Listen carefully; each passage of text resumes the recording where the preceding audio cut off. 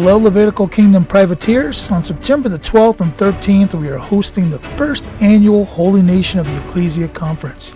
The theme is Threshold Covenant, with great worship brought to us by the Woodcock Singers, a great MC known as Plain Flyer 21, speakers like Dr. Mike Spalding, Jim Odell, Randy Conway, C2K Rick, and our keynote speaker, the world-renowned Vicky Joy Anderson. And don't miss a very special and world-altering Friday night event that will equip you for what is coming. Admission is free for our naturalized families and very affordable for our guests. Head over to c2kreport.com and scroll down on the homepage to find our link to purchase tickets for your friends and family. And remember, it's all about the blood.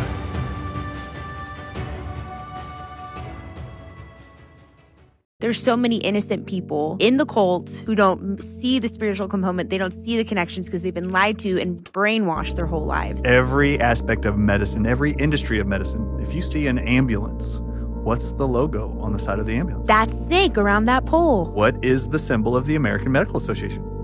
Is that snake again? A serpent around the pole. Yeah, I never caught that. I was like, what is this? What is the World Health Organization's logo? It's the whole earth with a target over it and a serpent. So and symbols matter. And symbols matter. And if you go on the World Health Organization's website right now, they actually have a frequently asked questions section, and it says, where did the logo come from? You should read the paragraph. It actually states that the serpent around the staff is a symbol of the cult of Asclepius, which is a Greek god, and it actually reads, this symbol represents the cult of Asclepius and stems from him because he led a cult, I'm quoting, their cult worshipped snakes. Hello and welcome everybody to another Privateers Volley. I am your host, Rick Hidalgo, and today we're talking the medicine industry is a cult. Yeah, I think it's pretty obvious that it's a cult, but we need to talk about this a little bit because I think what's being missed is while the medicinal industry, the medicine industry, I shouldn't say medicinal, the medicine industry, the science cult out there, while they are claiming that the serpent on a pole comes from this cult back in Greece, very often in scriptures, the God of heaven and earth, the God, the creator of all, the makers of mankind, the maker of mankind, Yahuwah, God, as in the Hebrew, Yahuwah, he likes to mock those who mock him.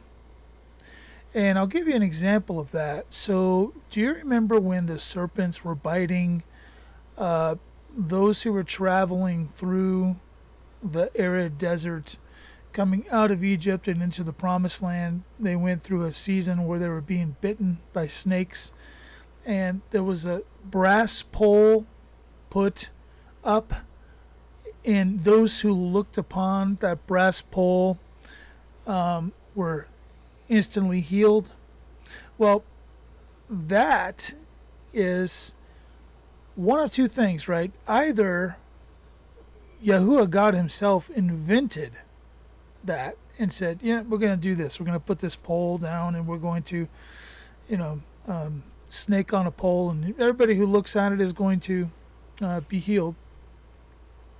Unlikely, because God doesn't use symbology. Before that or after that, there's never really any symbology he uses to prove himself. He proves himself by nature. You look around, you go, you see creation, and it all kind of jives, and it's in perfect synchronicity. So we can see that there's a God because he created everything, and the way that everything grows, the seed has to die before it comes back forth, and all the different things in nature. Romans chapter 1, right? We don't need anything except for nature to display the glory of God. It says that the heavens display the glory of God. We can look there and we can see the story of time. Well, it's unlikely that God just invented that it's more likely that there were already cults pre-existing this Greek cult way back in Canaanite days that would have been worshiping serpents and using serpents in their worship, and basically God was mocking those false gods by putting this scenario forward. It happens over and over again in Scripture. If you look at the prophets of Baal, they're up on the mount. What was it? Mount Carmel, I believe, or Carmel, or however it was pronounced. And I don't know, for some reason I get this vision of like flowing caramel, coming up. And no, it's not like that. So, but if you remember, the prophets of Baal were trying to incite God. They were, there was this contest going on.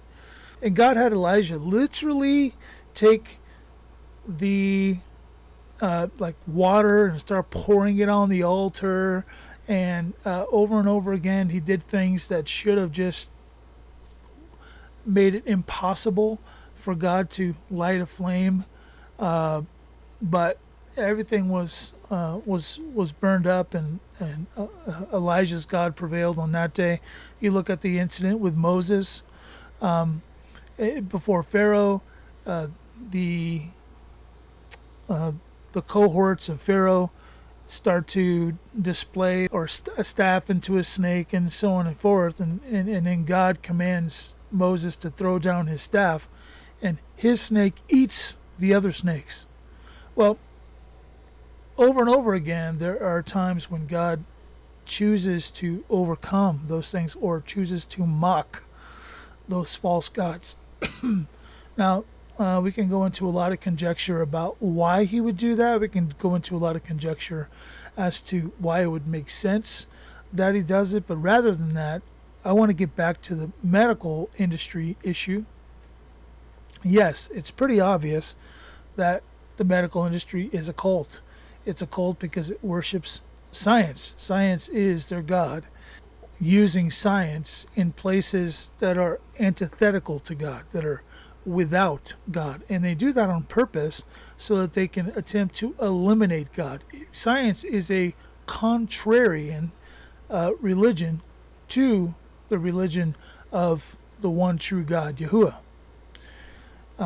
And it's contrarian because it seeks to eliminate him or provide evidence that he was not needed in the creation of this earth. Now, there's going to be a lot of people who debate with me and say, no, Rick, that's not true. Science is great. Look at all the great advances that we have because of science. Look at all the great things that, we've been able to do and develop the modern world because of science. If it wasn't for science, we couldn't do any of that stuff. Well, I would argue that the modern world is nowhere near as capable of following a routine that God prescribed as we would be if we did not have those sciences. I would argue that a cell phone, although a very useful instrument in the hands of somebody who's busy and has a lot of things to do, is actually a huge distraction away from what we ought to be spending our time thinking about in those moments between things. So we could go 1,000 directions with this, but yes, obviously the science cult is what has captured the medicine or the medical industry. At the end of the day, when you compel people to do something because of science, and that directly is antithetical to what the scriptures say, or directly antithetical to concept within scripture, you have a cult on your hands, especially when people mindlessly follow it. That is cultish behavior.